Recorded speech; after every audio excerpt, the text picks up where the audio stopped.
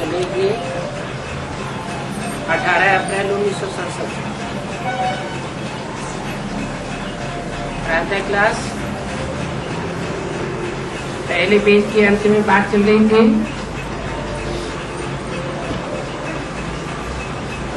चार भुजा माना प्रवृत्ति मार्ग और दो भुजा माना निवृत्ति मार्ग।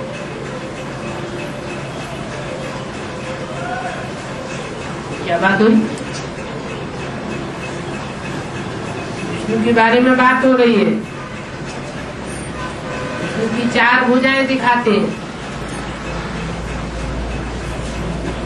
ब्रह्मा के साथ सरस्वती और शंकर के साथ पार्वती। और शंकर का काम जब जगदम्बा करती है, महाकाली के रूप में,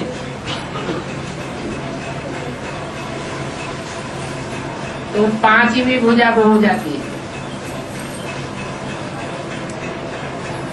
और चलाने वाला अलग हो जाता है।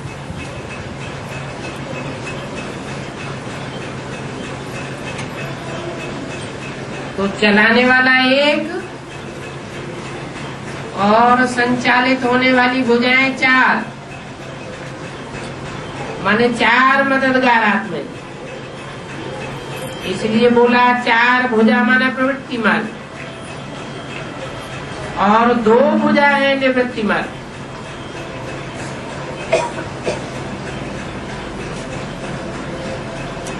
माना चार आत्माओं का स्वभाव संस्कार मिलकर के एक हो जाता है, तो विष्णु की प्रवृत्ति पक्की हो जाती है। और जब दो भुजाएं अपने संस्कारों को अलग निभाती है और दो भुजाओं का संस्कार अलग होता है, तो निवृत्ति मार्ग।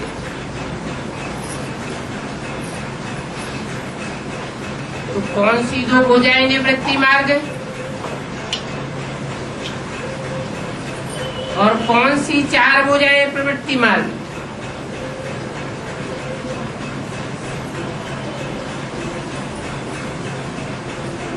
बाप ने प्रवृत्ति मार्ग का धर्म स्थापन किया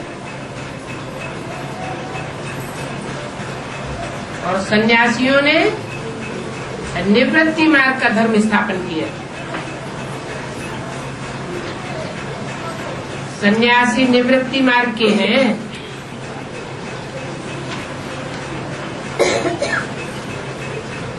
जो प्रवृत्ति मार्ग वाले हैं वो ही फिर पावन से पतित बनते हैं। इसलिए सृष्टि को थमाने के लिए सन्यासियों का पाठ है पवित्र बनाने का। और वो सन्यासी भी लाखों करोड़ों की तादाद में होंगे।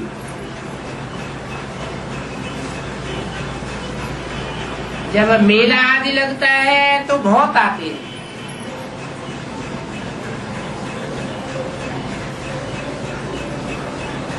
अठारह अप्रैल 1967 की वाणी का दूसरा पेज। वो सन्यासी खाना पकाते नहीं है,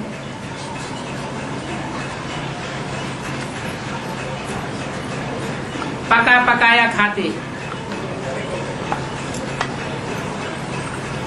क्योंकि गृहस्थियों की पालना पर चलते हैं।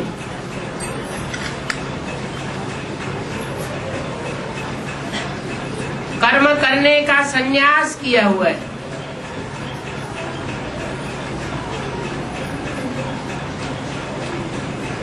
फिर भोजन कहाँ से मिलेगा? तो गृहस्थियों के पास जाके खाते हैं।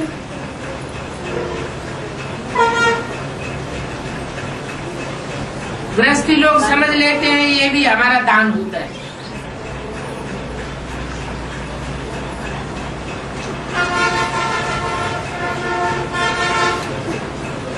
एक तरफ दान हुआ, फिर दूसरी तरफ पाप भी हुआ। क्योंकि वो मंत्र ही उल्टा देते हैं।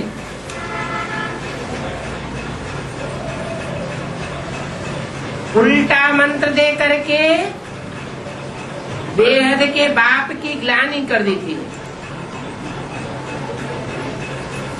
इसलिए बाप कहते हैं जो भी गुरु आदि किए हुए हैं वो सब तुम्हारे शत्रु हैं।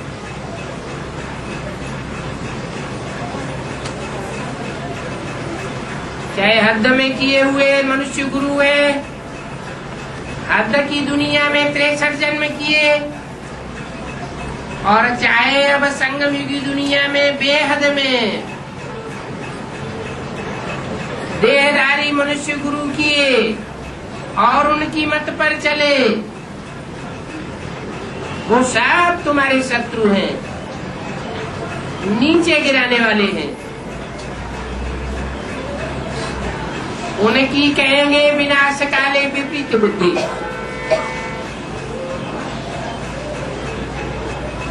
सीढ़ी के चित्र में कहीं बताया हुआ है ना, इस सीढ़ी के चित्र में लिखो नीचे विनाश काले विपरीत बुद्धि विनश्यते। तो नीचे जो भी बैठे हुए हैं, जहाँ लिखा हुआ है 40 वर्ष का संगम युग, वो सब विनाश काले विपरीत बुद्धि विनश्यते की लिस्ट में चले गए। बुद्धि विनश्यते और अपने फॉलोअर्स का भी विनाश कर देते हैं।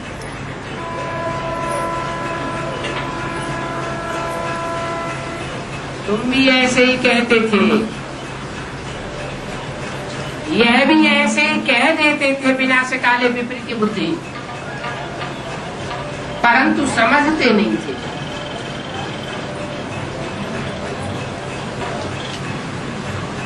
क्योंकि ईश्वर को सर्वव्यापी कह देते हैं, कहते हैं जिधर देखता हूं उधर भगवान ही भगवान है।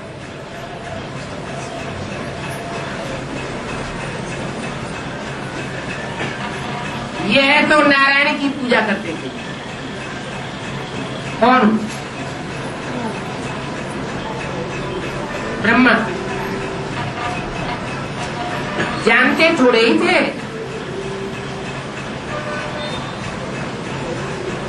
कि हम जिनकी पूजा करते हैं वो कौन है।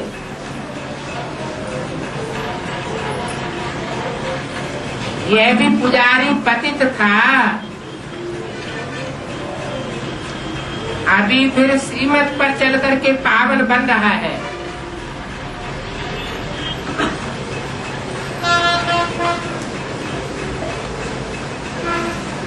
श्रीमत पर चल करके पावन बन रहा है या पावन बन चुका है। यह कौन? ब्रह्मा। पावन बन रहा है या पावन बन चुका है? वो चेले लोग तो ये समझते हैं कि हमारा गुरु पार निर्वाण गया,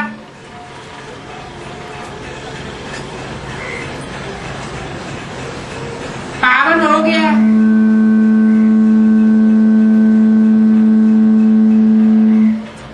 बाप कहते ये देहधारी धर्मगुरु कोई भी पावन नहीं बनते, कोई भी पार निर्वाण नहीं जाते, खुद भी नीचे जाते हैं, अपने फॉलोअर्स को भी नीचे ले जाते हैं।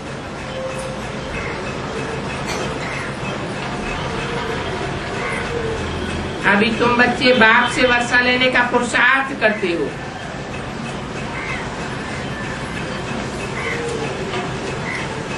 इसलिए कहते हैं फॉलो करो। माया हर बात में पछाड़ती रहती है। ये देह अभिमानी ही है जिससे मनुष्य पाजी बन जाते हैं। बाबा के पास सेंटर से समाचार आता है कि फलाने सेंटर पर आपस में बहुत लड़ते हैं। देह अभिमान है ना, भले गरीब हो साहूकार हो, परंतु देह अभिमान भी जब टूटे ना, देह अभिमान तोड़ने में ही बड़ी मेहनत है। बाप कहते हैं तुम अपन को आत्मा समझ, इस देह से पाठ बजाओ। तुम घड़ी घड़ी देह अभिमान में क्यों आते हो? रामानुसार देह अभिमान में भी तो आना है, परंतु पुरुषार्थ करके इस समय पक्के देही अभिमानी बन गए। बाबा कहते हैं तुम तो आत्मा हो, आत्मा ही तो सब कुछ करती है। आत्मा कहती है कि मैं जज हूँ, फलाना हूँ, और आत्मा जब शरीर से निकल जावे, शरीर को काटो तो शरीर से आवाज कुछ भी निकलेगा क्या? कुछ भी नहीं। आत्मा ही कहती है कि मेरे शरीर को मत दुखाओ,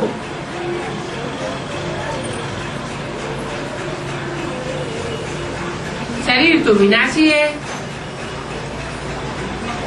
परंतु आत्मा जब तक उसमें प्रवेश है तो सुख दुख का अनुभव करती है।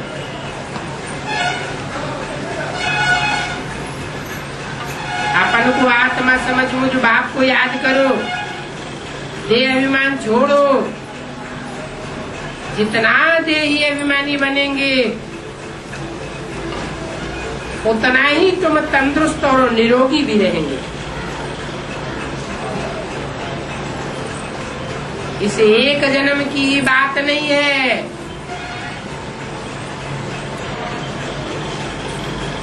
चौरासी जन्मों की बात है। तुम्हारी आयु भी बड़ी होती जाएगी। इस योग बल से तुम 21 जन्म तक तो पूरे निरोगी रहेंगे।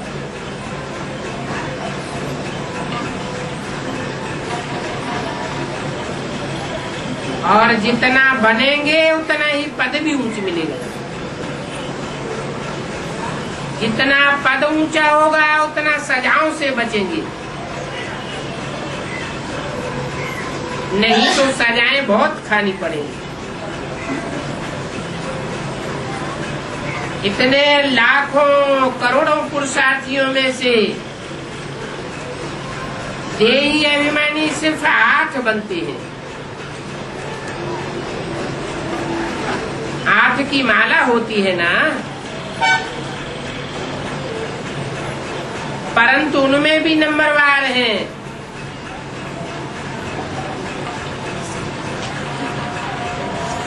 ऐसे नहीं कि 8 सजाएं नहीं खाते हैं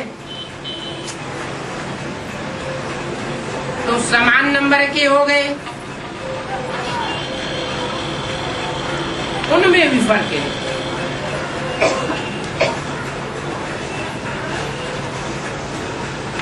कितना देही अभिमानी बनना है तो पहले है 8, फिर है 1000, फिर है 16,000।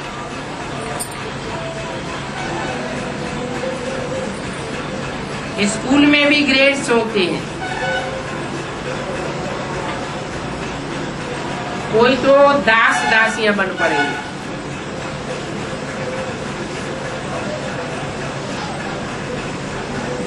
फिर पिछाड़ी में आवेंगे करके थोड़ी राजाई मिल जाएगी। पिछाड़ी में माना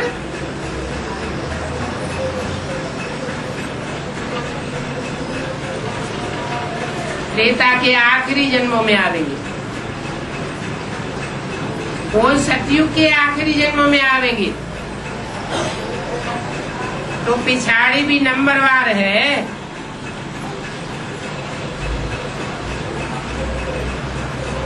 जो अंत में दास दासी बनेंगे उनकी तो बात मत पूछो। जो आज में एक जन्म राजाई लेते हैं और अंत में दास दासी बनते हैं,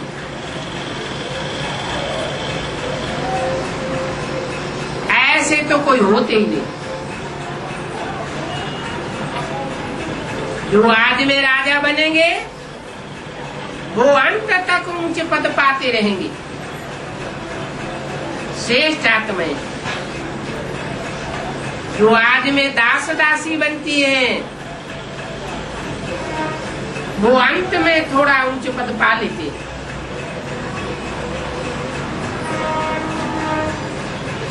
तो उनकी एक जन्म की राजाई और बाकी सब जन्म नौकर चाकर बनते रहेंगे। द्वापर में तो फिर होता है रावण राज्य। फिर कहेंगे देवताओं की प्रारब्ध पूरी हुई। और ये बातें कोई शास्त्रों में नहीं है। साधु संत गुरु आदि इनकी तकदीर में भी ज्ञान अभी नहीं है।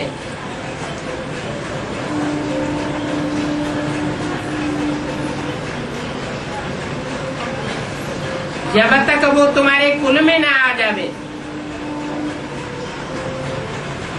अर्थात मुख वंशावली ब्राह्मण न बन जावे,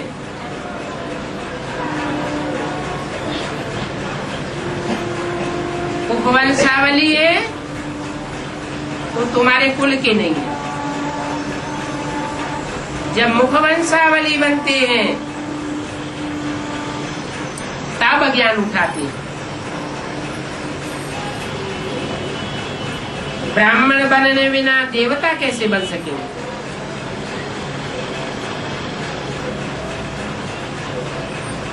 भले यहाँ ज्ञान लेने के लिए आते तो बहुत हैं। बाबा लिखते हैं अथवा कहते भी हैं,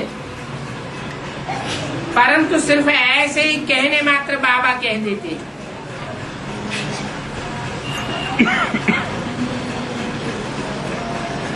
एक दो बारी आए, एक दो बारी पत्र लिखा, फिर गुम हो जाते हैं। अंत में फिर वो भी आवेंगे तो, लेकिन प्रजापद पावेंगे, क्योंकि प्रजा तो बहुत बननी होती है। आगे चल करके जब बहुत दुख बरपा होगा तो बहुत करके इस ज्ञान की ओर भागेंगे। आवाज हो जाएगा, क्या भगवान आया हुआ है। अभी क्या समझते हैं? अभी समझते हैं भगवान कब आया हुआ था, आकर के गीता ज्ञान सुना करके चला गया।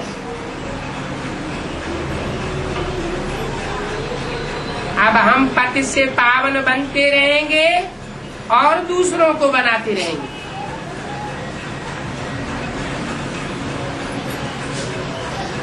लेकिन जब विनाश होगा तो सबकी बुद्धि में बैठेगा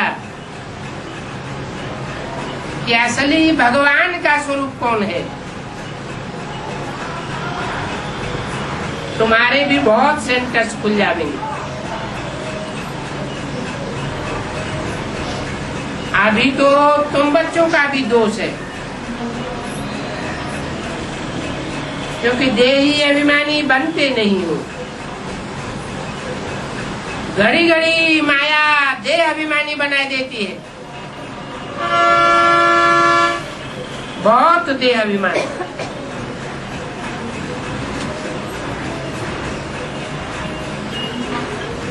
जब तक ऐसे ही होता रहा तो फिर बहुत कम पद पालेंगे, फिर जाकर के दास दासियां बनना पड़े। और दास दासियां भी नंबरवार ढेर के ढेर होते हैं।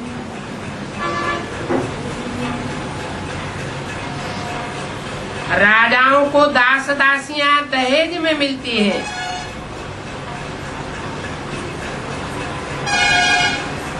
साहूकारों को दहेज में नहीं मिलती है।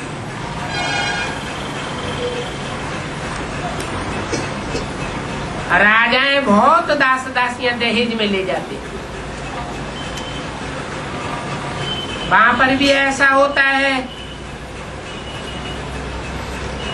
बच्चों ने देखा है राधा कितनी दासियां दहेज में ले जाती है।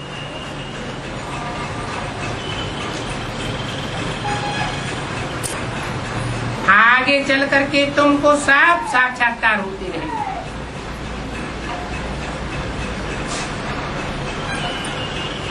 हल्की फुल्की दासी बनने से तो अच्छा है प्रजा में चले जावे।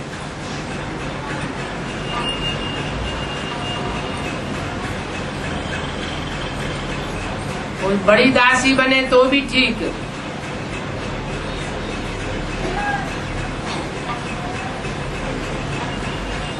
जैसे राधा कृष्ण की बड़े से बड़ी दासी कौन होती है?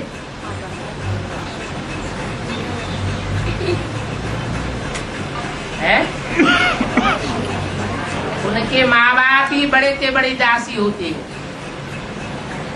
उनको हल्के फुल्की दासी नहीं कहेंगे।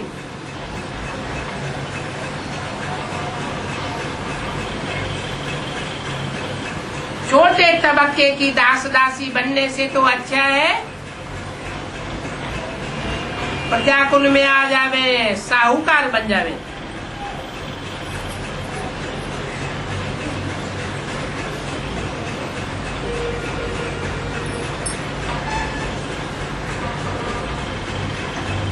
हल्की फुल्की दासी को पिछाड़ी जन्मों में जाकर 1-2 जन्म राजाई मिलेगी, अथवा राजाई में जन्म मिलेगा। प्रिंस प्रिंसेस बन करके रह जाएंगी। ऐसे कि ये दासी अक्षर ही बहुत खराब है। इससे तो अच्छा है कि प्रजा में साहूकार बन जावे।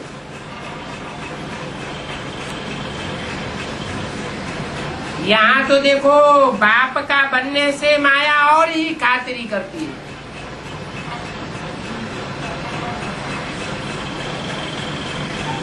और रुस्तम से रुस्तम होकर के लड़ती है। माया देखती है ये बाप के बन गए, माना सरेंडर हो गए, इन्होंने रुस्तम पना दिखाया,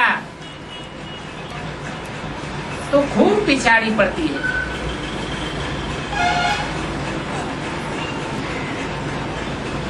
फिर बच्चों को दे अभिमान आ जाता है। शिव बाबा से भी बेअदबी कर बैठते हैं।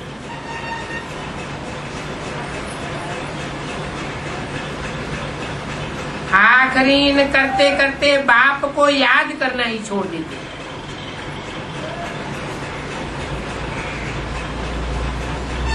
कहीं जाते हैं तो कब बाबा को पत्र भी नहीं लिखते हैं। ऐसे तो पत्र लिखने में कोई समय नहीं लगता है। फिर बाबा के सामने आते हैं तो झूठ बोलने लग पड़ते हैं। बाबा हमको फुर्सत नहीं मिली। बाबा कहते हैं तुम्हें खाने की फुर्सत है, पत्र लिखने की फुर्सत नहीं है। और ऐसा बाबा जो विश्व का मालिक बनाने आया हुआ है, उनको तुम्हें एक कार्ड लिखने की फुर्सत नहीं है। लिखना चाहिए, बाबा हम राजी खुशी हैं। 18 अप्रैल सन 67 की वाणी का तीसरा पेज। लिखना चाहिए हम बाबा ये सर्विस करते हैं और इस सेवा का यह रिजल्ट आया है। इतने जिज्ञासु रेगुलर हुए। यहाँ तो अच्छे अच्छे बच्चे भी पत्र नहीं लिखते हैं। खाने की, कपड़े पहनने की कितनी फुर्सत रहती है, बाकी कार्ड लिखने की फुर्सत नहीं है। शिव बाबा को भूल करके देह अभिमान में आ जाते हैं, इसलिए फिर ऐसे ऐसे बहाने करते रहते हैं। बाप को याद करते रहेंगे तो जरूर ख्याल आवेगा कि ऐसा बाप जो हमको जीए दान देता है, उनको पत्र क्यों न लिखो।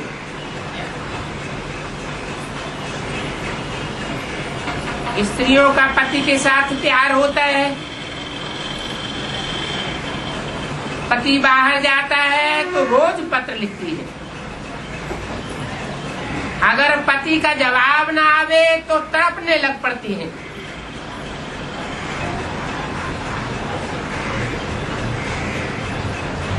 यहाँ तो मत पूछो, माया एकदम नाक से पकड़ करके उड़ा देती है।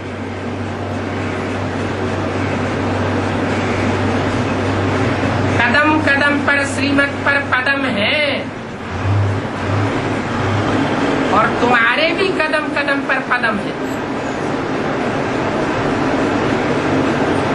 तुम तो अनगिनत धनवान बनते हो। इतने धनवान बनते हो जो वहां धन की गिनती होती ही नहीं। धन दौलत, खेती बाड़ी सब कुछ मिल जाती है। वहां पर तांबा पीतल आदि तो होता ही नहीं है। क्या होता है? हीरा मोती सोना चांदी ही होता है।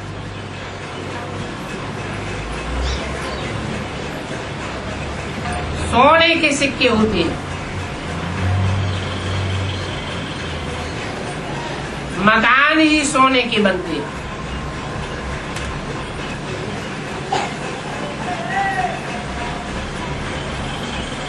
जब मकान ही सोने के बनते हैं तो क्या नहीं होगा।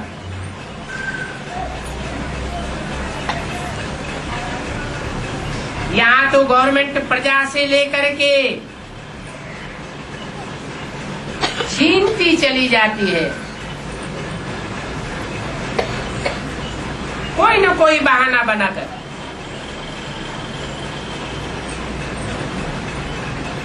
परंतु समझते थोड़े ही हैं आसुरी बुद्धि कि गवर्नमेंट हमसे छीनती जाती है।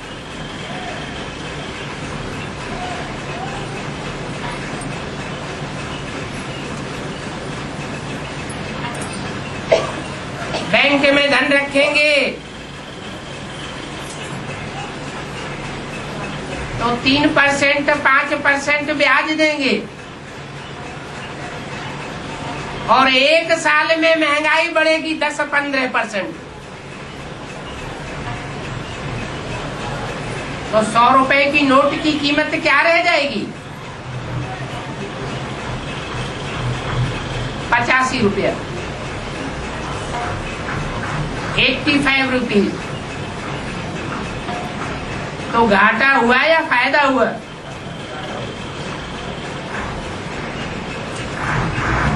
गवर्नमेंट प्रजा को हर साल घाटा मारती रहती है।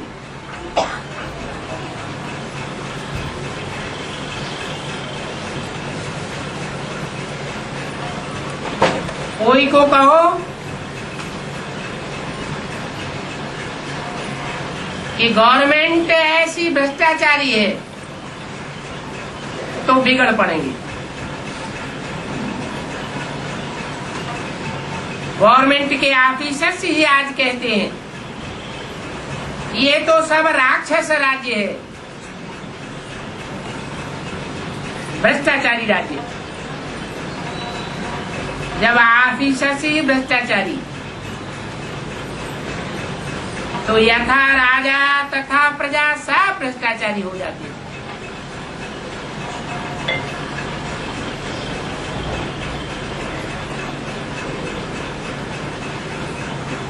सतयुग में यथा राजा रानी तथा प्रजा सब श्रेष्ठाचारी होते हैं। परंतु ये बातें मनुष्यों की बुद्धि में बैठती नहीं है, क्योंकि सब तमो प्रधान है, बिल्कुल ही जंगली जानवर हैं। बाप समझाते हैं कि पहले तुम भी ऐसे ही थे और यह भी ऐसा ही था।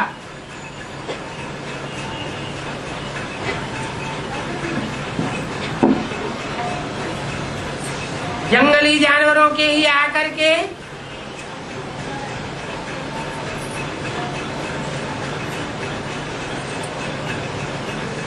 ऐसे फिर देवता बन जाते हैं, बाप आकर के बनाते हैं।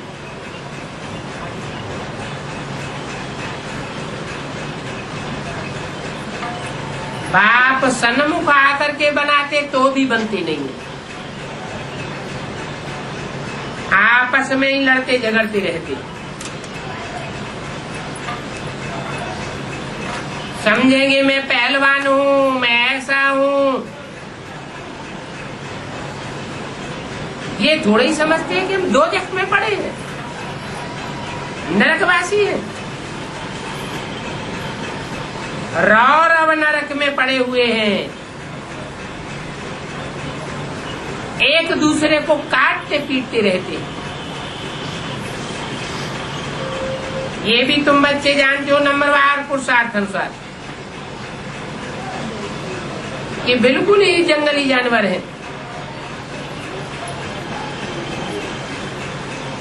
बाप समझाते हैं तुम भी ऐसे ही थे, ये भी ऐसा ही था।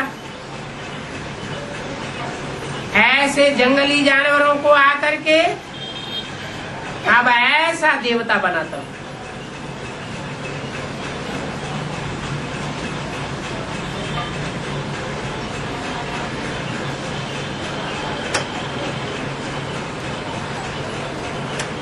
रात दिन चिंताओं में सड़ते रहते हैं, मरते रहते हैं।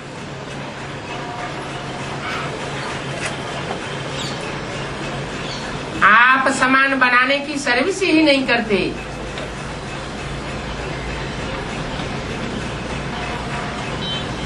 अगर सेवाधारी नहीं बनते हैं तो फिर बीमार रोगी हो जाते हैं। कोई न कोई तरीके से कर्म बंधन तो काटेंगे ना। अभी बाप कहते हैं और कोई की बातें मत सुनो, मेरी ही बात सुनो और मुझे ही याद करो। अगर दूसरे कोई को याद किया, दूसरे कोई से सुना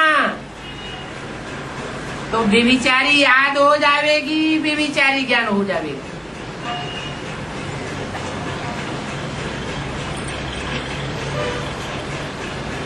तुमको तो आप व्यभिचारी देवता बनना है। इस दुनिया में मनुष्य सब असुर है। असुरों को याद करेंगे तो असुर ही बनेंगे। अगर देवताओं को याद करें तो भी बेहतर है।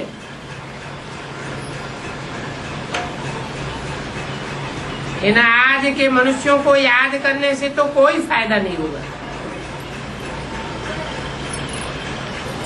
ये मनुष्य गुरु आदि सब पतित है।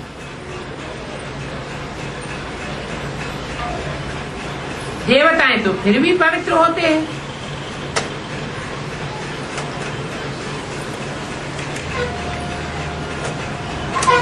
त्रिमूर्ति में मनुष्य गुरु कौन है और देवताएं कौन है?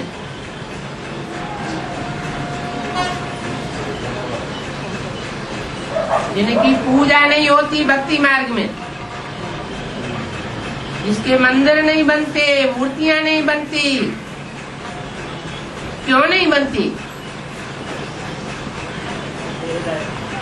क्योंकि देहधारी सब अपवित्र हैं।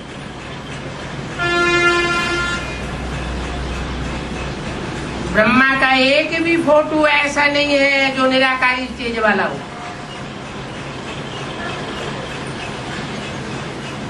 निराकारी माना निर्विकारी और साकारी माना देहाभिमानी। तो मनुष्य गुरुओं की लिस्ट में ये ब्रह्मा भी आ जाता है। इसलिए बाप कहते हैं कोई मम्मा के मुरीद, कोई बाबा के मुरीद, शिव बाबा को कोई पूछता ही नहीं। यज्ञ के आदि से ही ऐसा होता चला आया है।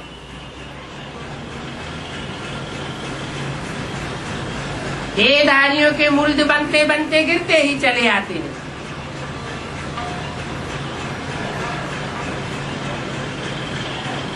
आजकल तो मनुष्यों के गुरुओं के पुजारी बन गए हैं।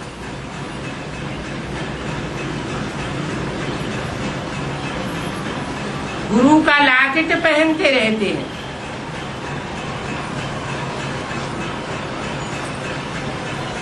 गोया ऊंच से ऊंच गुरु हो गया। बाप कहते हैं इस समय के गुरु आदि सब राक्षस हैं।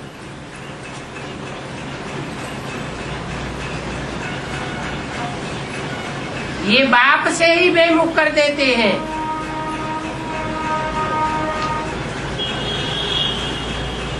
तो ब्रह्मा और ब्रह्मा के जो भी फॉलोअर्स हैं, जो ब्रह्मा को गुरु समझ बैठे, सदगुरु, और खुद भी उनके शरीर छोड़ने के बाद गुरु की लिस्ट में आ जाते हैं, वो सब राक्षस संप्रदाय हो गए। क्यों? क्योंकि अपने चित्र छपाते रहते हैं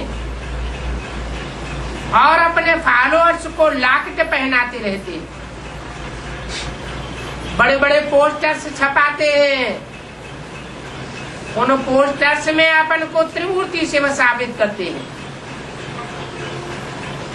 शिवो हम कह के बैठ जाते हैं और जो असली बाप है उससे बेमुख कर देते हैं।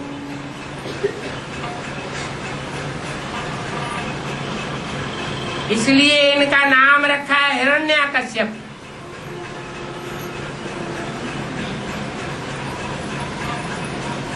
जो सच्ची सच्ची सोने जैसी आत्माएं हैं, उनके काश्य अर्थात तेज को पीने वाले हैं, योग बल को हरण करने वाले हैं। इसलिए गाया जाता है गुरु जिनके अंधले चेले सत्यानाश। सब तमो प्रधान बन गए। जब तमो प्रधान बनते हैं तो बाप को गाली देते हैं। कितनी गालियां देते हैं। बाप कहते हैं जब जब मैं आता हूं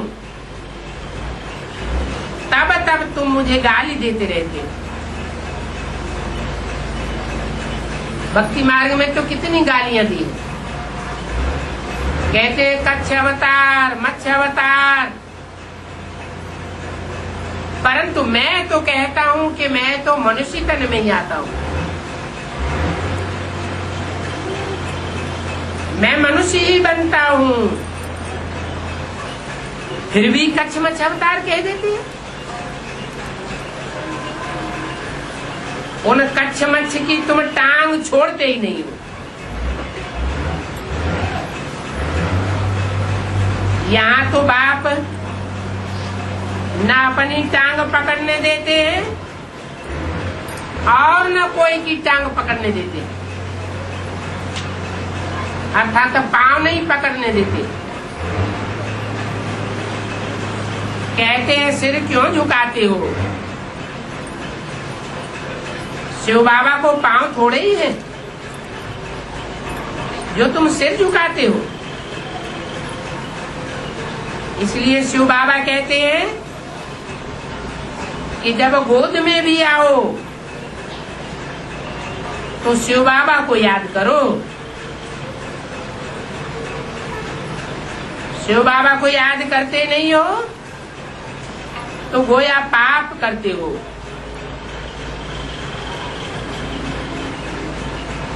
और जब पवित्र बन जाएंगे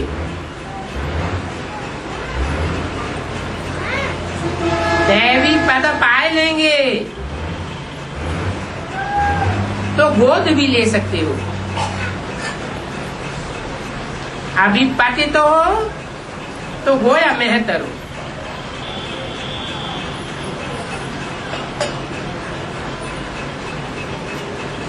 मुत पलिती हो ना, तो फिर बाबा कहते हैं मेरे शरीर को टच भी नहीं करो। पहले तो पवित्र बनने की प्रतिज्ञा करो।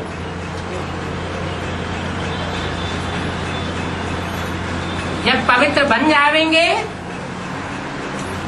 तो गोद भी ले सकेंगे। क्यों?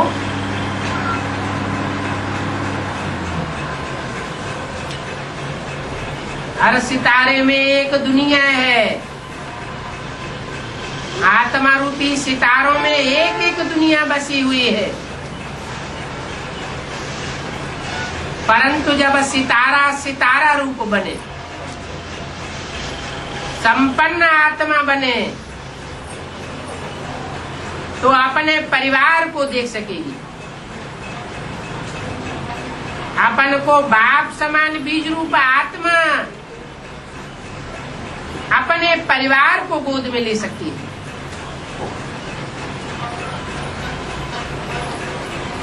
जब तक बीज पुराने झाड़ से डिटैच नहीं हुआ है तब तक निराकारी स्टेज नहीं बनी है।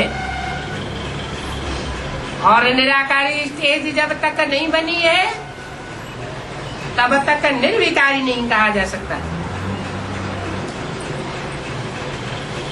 विकारी है तो विकारी के संग लगने से विकारी ही बनते रहेंगे।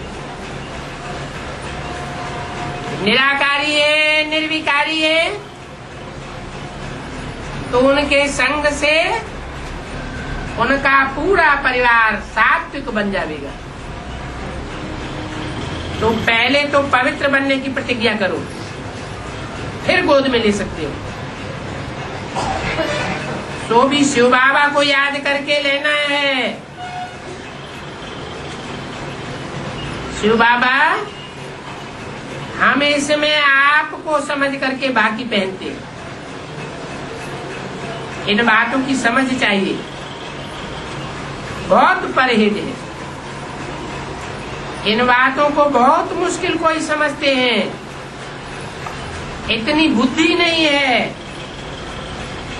कि बाप के साथ कैसे चला जाए। इन बातों में तो बड़ी मेहनत है।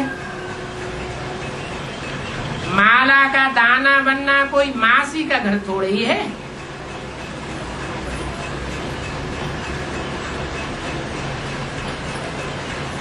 शरीर पर तो कोई भरोसा नहीं, तो अंदर में डर रहना चाहिए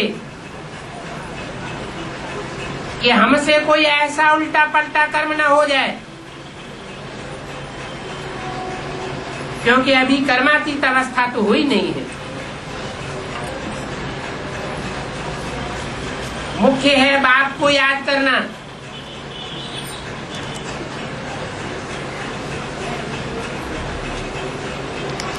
अभी तुम निरंतर बाप को याद ही नहीं कर सकते हो। बाबा की सर्विस, बाप की याद लगातार करनी चाहिए।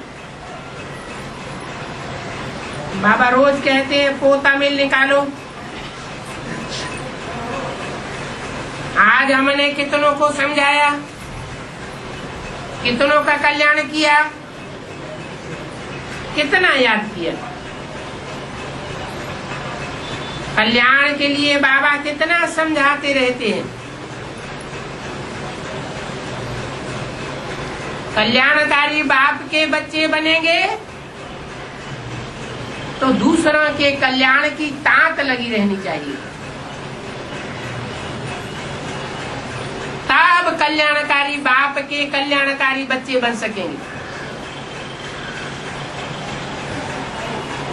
नहीं तो बाद वाली डिनाइस्टीज में आना पड़ेगा।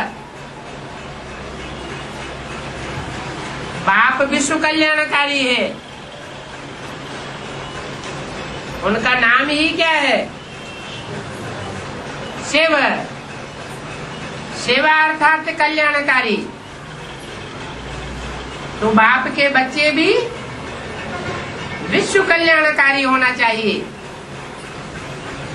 कोई का कल्याण करें और कोई का कल्याण करें, उनको फिर विश्व कल्याणकारी नहीं कहेंगे।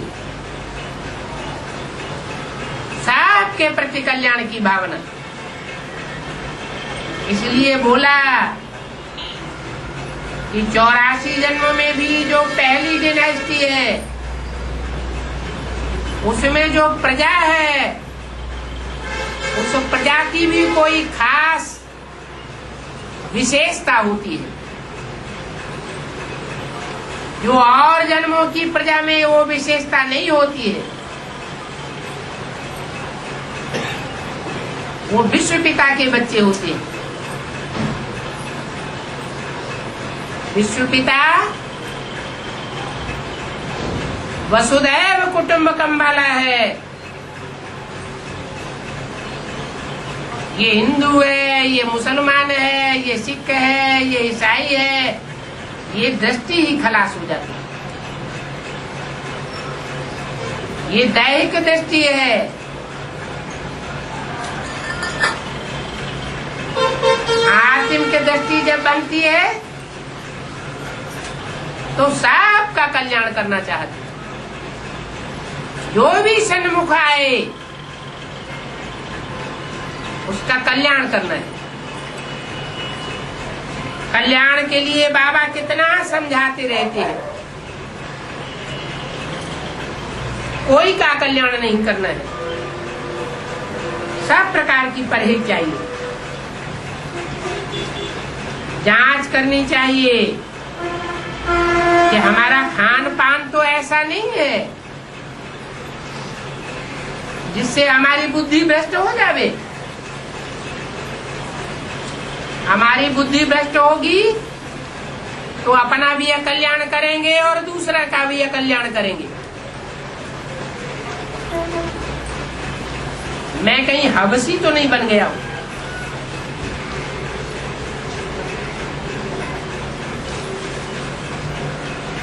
खुदा हबसी होगा तो संगी साथियों को भी हबसी बना देगा। जैसे शराबी होते हैं तो उनके संग में जो जाता है उनको शराबी बनाता है।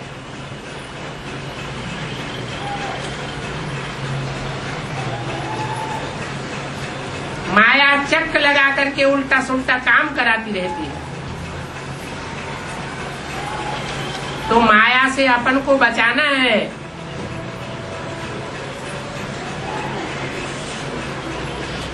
ये माया भी बाप की दुश्मन है।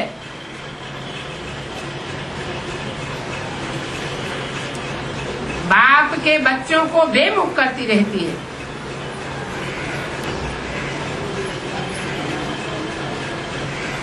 कोई आदमी है क्या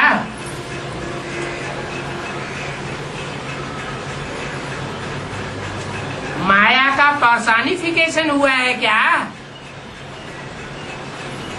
नहीं, माया रावण का पर्सनिफिकेशन नहीं हुआ, कोई पर्सन नहीं है,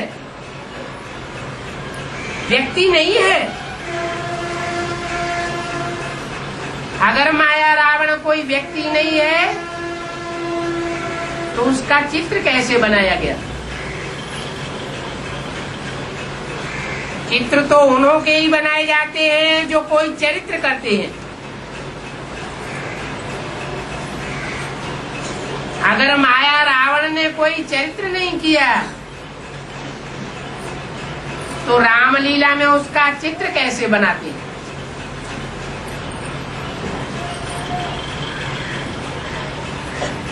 चित्रकारों ने चित्र बनाया है, भावना के अतिरेक में रह करके कार्य किया है, तो उनके चरित्र का चित्रण किया है चित्रों में। वो माया रावण भी अपना संगठन बनाए लेता है।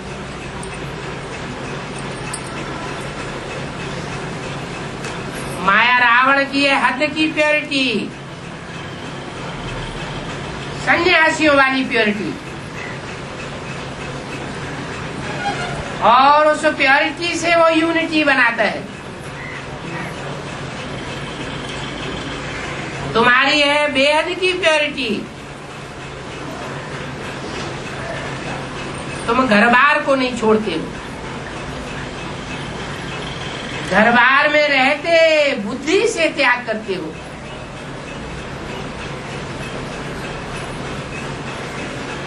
तुम कोई बाल बच्चों को दुख नहीं देते हो, वो तो स्त्री बाल बच्चों को दुखी बना करके आर्फन बना के छोड़ जाते हैं और दूसरों को उपदेश देते हैं। तुम्हारा तो बेहद का संन्यास है, उनका तो हद का संन्यास है। इसलिए कलयुग के अंत में इस दुनिया को मायावी पंप एंड शो के द्वारा थोड़े समय के लिए स्वर्ग जैसा बना करके दिखाते हैं। वो दुनिया स्वर्ग बनती नहीं है। ऐसा दिखाते हैं कि हमने दुनिया को ऊंची ऊंची महलमानियों अटारियों वाला स्वर्ग बनाया।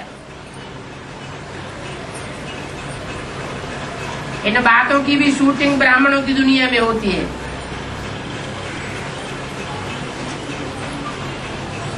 यज्ञ के आग में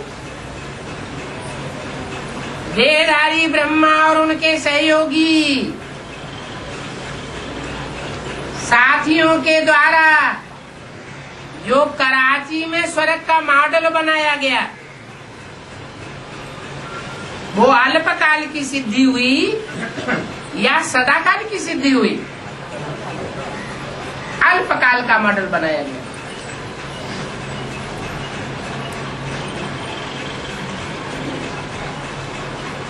बनाने वाला ओरिजिनल ब्रह्मा था या कार्यवाहक ब्रह्मा था? ओरिजिनल था।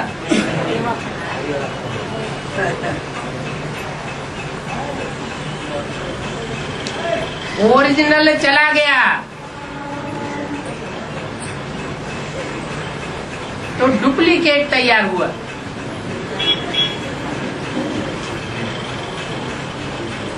डुप्लीकेट स्वर्ग बना। उसकी यादगार में भक्ति मार्ग में आज भी अजमेर में ब्रह्मा का मंदिर बनाया हुआ है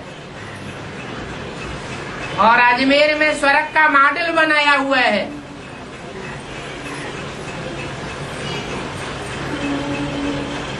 वहां मंदिर में पब्लिक जाकर के ब्रह्मा की पूजा नहीं करती, वहां के पंडे पुजारी ही पूजा करते हैं। कहाँ की यादगार है?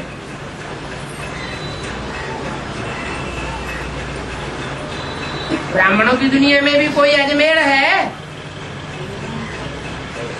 जहाँ भेड़ बकरियों में सल फॉलो करते रहते हैं, बुद्धि बिल्कुल नहीं चलाते।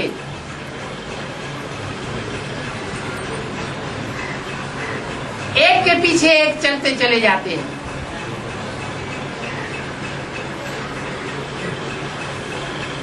माउंट आबू में कोई ने चित्र रख दिया ट्रांसलाट का बना करके,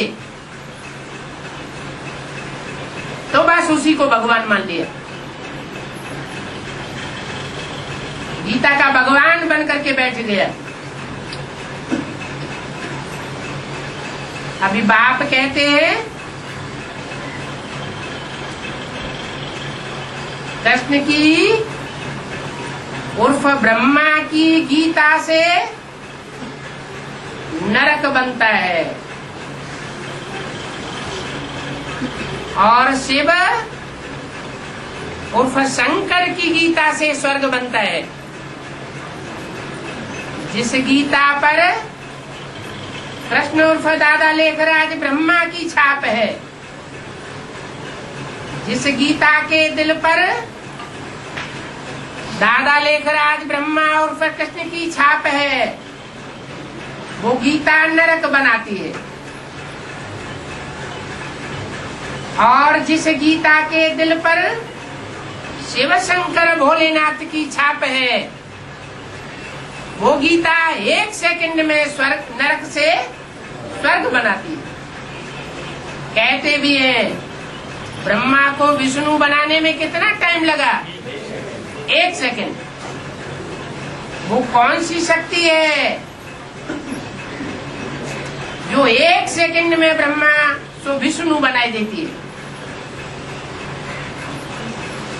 ऐसा परिवर्तन करने वाली परिवर्तन शक्ति कौन?